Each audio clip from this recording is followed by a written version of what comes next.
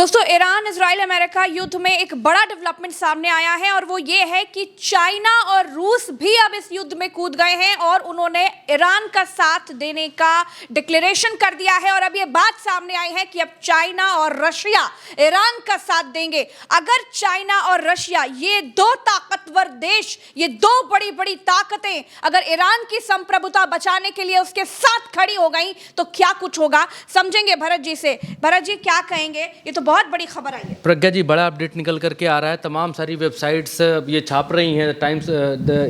Times of Israel इस बात को छाप रहा है कि China declare support for Iran defending it's sovereignty laces of US and Israel से, यानी कि ईरान के पक्ष में, कुल मिलाकर कहने का मतलब है कि ईरान के पक्ष में चाइना ने सपोर्ट करने की ठान ली है और सपोर्ट करने के का डिक्लेरेशन कर दिया है कि हम इनके सपोर्ट में हैं। अभी तक ये था कि चीन सपोर्ट में आएगा कि नहीं आएगा, चीन खुलकर क्यों नहीं बोल रहा है, चीन खुलकर नहीं आ रहा, लेकिन चीन ने पहली बार, प्रज्ञा जी, खुल करके इस बात को कहा है कि हम ईरान के साथ थे हैं और खड़े रहेंगे। और इससे आगे बात को बल और तब मिल गया, तब और ज़्यादा लोगों के कान खड़े हो गए जब ब्लूमबर्ग ने एक और बड़ी रिपोर्ट छापी, प्रज्ञा जी। और ब्लूमबर्ग ने ये रिपोर्ट छापी, आपके सामने है प्रज्ञा जी। ब्लूमबर्ग ने ये छापा कि China showing few signs it will directly supply arms to Iran, यानी चाइना कुछ उसको ऐसा साइंस दिखाई दे रहे हैं, कुछ ऐसे साइंस दिख रहे हैं जिससे ये डायरेक्टली दिखाई दे रहा है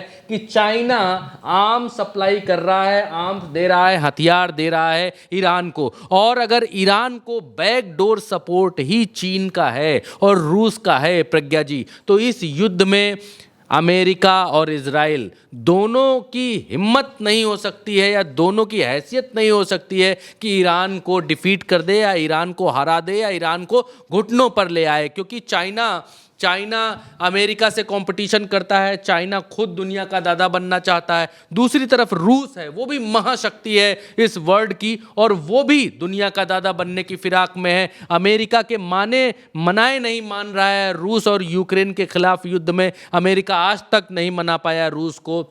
रूस के पास परमाणु शक्ति है, लेकिन एक बार भी अमेरिका रूस से वैसा व्यवहार नहीं कर पाता है जैसा व्यवहार वो ईरान के साथ कर रहा है, क्योंकि ईरान के पास परमाणु बम नहीं है। सिर्फ और सिर्फ इतना ही अंतर है, रूस और चाइना दोनों अगर आकर के खड़े हो जाते हैं ईरान के पक्ष में, ईरान के सपोर्ट में, और उसके पीछे खड़े हो जाते हैं, तो मुझे नहीं लगता कि इजराइल और अमेरिका दोनों ये हिम्मत जुटा पाएंगे कि वो ईरान के साथ वैसा सुलूक कर सकें जैसा सुलूक आज कर रहे हैं। लेकिन जब बैकडोर सपोर्ट की बातें हैं, केवल जब ब्लूमबर्ग ये रिपोर्ट छाप रहा है कि डायरेक्टली सप्लाई कर रहे हैं, चाइना डायरेक्टली आर्म सप्लाई कर रहा है इजराइल को, उस समय भी ईरान अमेरिका के सामने हथियार डालने को तैयार नहीं है। जबकि चाइना ने अभी तक ये नहीं कहा है कि हम डायरेक्टली आर्म्स आपको सप्लाई कर रहे हैं, आर्म्स के जरिए हम आपको मदद कर रहे हैं। इससे पहले, प्रज्ञा जी, इससे पहले जब 12 दिन का युद्ध चला था तो उस दौरान रूस की तरफ से ये पेशकश की गई थी कि हम आपको परमाणु से भी मदद कर सकते हैं,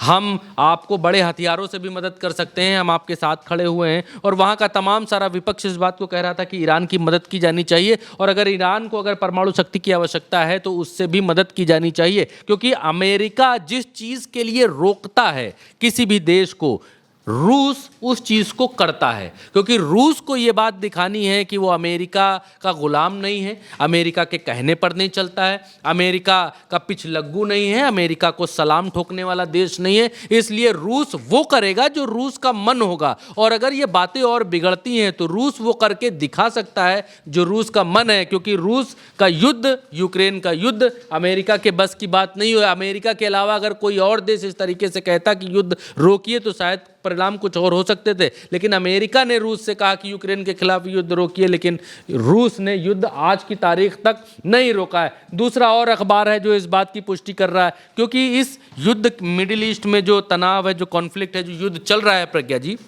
उसके बीच में एक चीज़ मैं बहुत क्लियर करना चाहूँगा अपने दर्शकों से भी। हम आपको वही बात बताएंगे, वही चीज़ दिखलाएंगे जो चीज़ें पुष्ट होंगी, जो चीज़ें चल रही होंगी या फिर अपुष्ट भी होंगी, तो विदेशी मीडिया में, बड़े रेपुटेटेड मीडिया में वो खबर आकर छपी होगी। भारतीय मीडिया में या हिंदी अखबारों में कुछ भी अलंतरानी लिखी होगी, उसको उल्टा चश्मा यूसी नहीं दिखाएगा।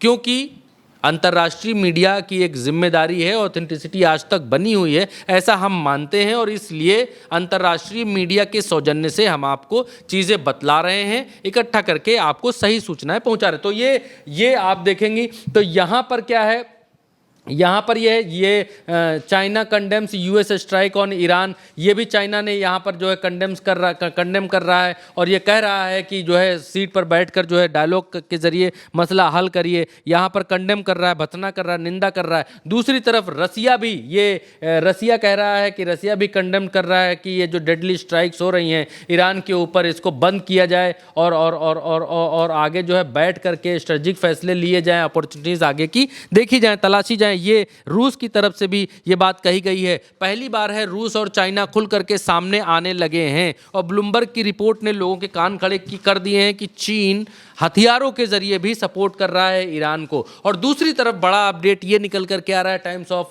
इजराइल के हवाले से प्रज्ञा जी, वो ये है कि यूएस ने अब पूरे मिडिल ईस्ट में, यानी पूरे मिडिल ईस्ट में जहां जहां भी 55-56 देशों में जहां जहां भी उनके नागरिक रह रहे हैं, उन सब को अर्जेंटली पूरा मिडिल ईस्ट खाली करने के लिए कह दिया है कि मिडिल ईस्ट में आप कहीं भी रह रहे हो, मिडिल ईस्ट को खाली करिए, इंक्लूडिंग इजराइल। यानी इजराइल में भी अगर अमेरिकी नागरिक रह रहे हैं तो वहां भी इजराइल को भी खाली करके निकल जाइए। ये अमेरिका ने बड़ी चेतावनी जारी की है और इसके बाद ये कहा जा रहा है कि युद्ध और विध्वंसक रूप ले सकता है। इसके आगे आज की रात और ख़तरनाक और भारी होने वाली है मिडिल ईस्ट के भीतर और इस तरीके की चेतावनियां लोगों को डरा रही हैं कि अब क्या होने वाला है।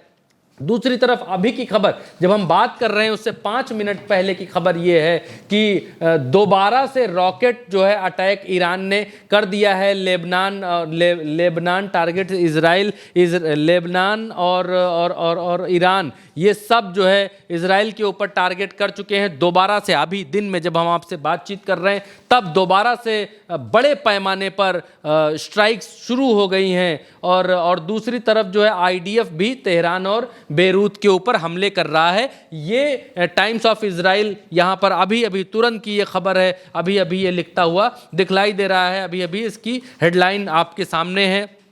दूसरी तरफ ये है कि नेतन्याहू के, ये भारतीय अखबार है जिसको हम आपको दिखला रहे हैं कि नेतन्याहू के उतावले पन ने ट्रंप को जंग में झोंका, अमेरिकी विदेश मंत्री ने खुद खोली ईरान पर हमले की पोल। ऐसी तमाम सारी रिपोर्ट्स भारतीय मीडिया में भी चल रही जिसकी झलक हम आपको दिखलाते चल रहे हैं। एक और आशंका भारतीय मीडिया में यह है कि खामनेई की हत्या पर भड़के रूस और चीन, क्या इजराइल ईरान युद्ध में कूदेंगी दो महाशक्तियां? तो उसका जवाब हमने आपको दिया प्रज्ञा जी इससे पहले कि चाइना और रूस दोनों इस बात को कह चुके हैं। ब्लूमबर्ग की रिपोर्ट ये बता रही है कि ये साइन मिल रहे हैं कि सप्लाई आर्म्स के दिन चाइना की तरफ से होने शुरू हो गए हैं। अब अगर ये एक तस्वीर प्रज्ञा जी, बड़ी छोटी सी तस्वीर है, अगर इसको आप बना करके देखिए कि एक तरफ दो महाशक्तियां, पहले ही ईरान इतना मजबूत है कि अमेरिका के नाको चने चबा रहा है अमेरिका ईरान से, और अगर ये दो महाशक्तियां आकर के सपोर्ट कर देती हैं, फाइनेंशियली कर देती हैं या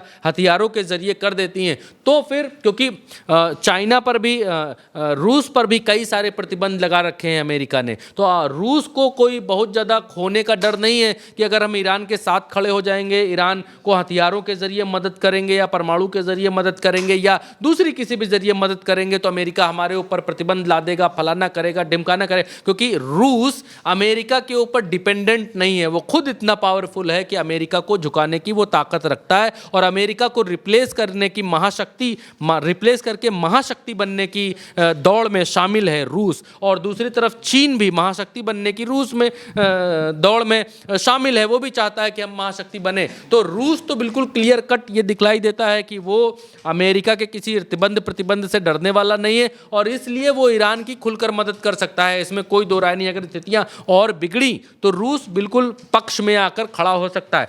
और रूस अगर ईरान के पक्ष में आकर खड़ा हो गया प्रज्ञा जी, तो इसके मायने भी हैं, इसके फायदे भी हैं। रूस को इसका फायदा है प्रज्ञा जी, वो रूस को इसका फायदा इस तरीके से है कि दुनिया के मंच पर रूस को बड़ा मंच मिलेगा और इस मंच पर वो दुनिया को ये दिखलाएगा कि अमेरिका ही सब कुछ नहीं है, अमेरिका ही दुनिया का दादा नहीं है कि जिसको चाहेगा उसको पीटेगा, जिसको चाहेगा मारेगा, जिसको चाहेगा निस्तु नाबूद करेगा। आप दूसरी तरफ से खड़े हो गए हैं, हम हैं दूसरे दादा। अब आओ, अब आओ, अब तुमको हम ठोकते हैं, हम बताते हैं। अब आओ, हमारा हाथ, भैया का हाथ जो है वो सिर पर है अब।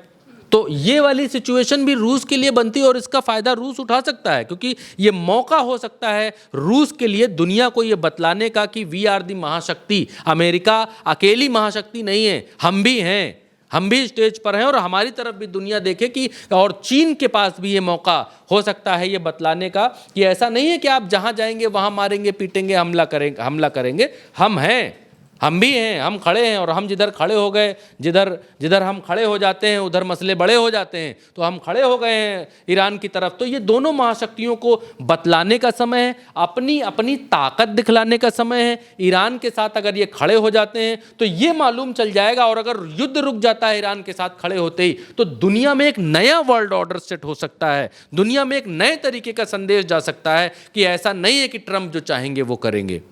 तो बहुत बिल्कुल सही बात है। तो ये दो महाशक्ति जब एक साथ आ जाएंगी और ईरान के साथ खड़ी हो जाएंगी तो वाकई ये इस युद्ध के परिणाम बहुत चौंकाने वाले होंगे। तो जब से ये खबर आई है कि चाइना और रूस ईरान के साथ आने वाले हैं और ईरान की संप्रभुता बचाने के लिए अपनी पूरी ताकत लगाने वाले हैं, तब से ईरान इजराइल अमेरिका युद्ध एक अलग मायने की तरफ बढ़ गया है। हमारे साथ फिलहाल इस खबर में इतना ही। कैसी लगी आपको ये खबर, ये जानकारी कैसी लगी? हमारे चैनल पर तमाम खबरों से जुड़े रहने के लिए, ताकि समय समय पर आपको हर खबर मिलती रहे, चैनल को सब्सक्राइब कीजिएगा, अपनी राय कमेंट में बताइएगा। अभी के लिए इतना ही, नमस्कार।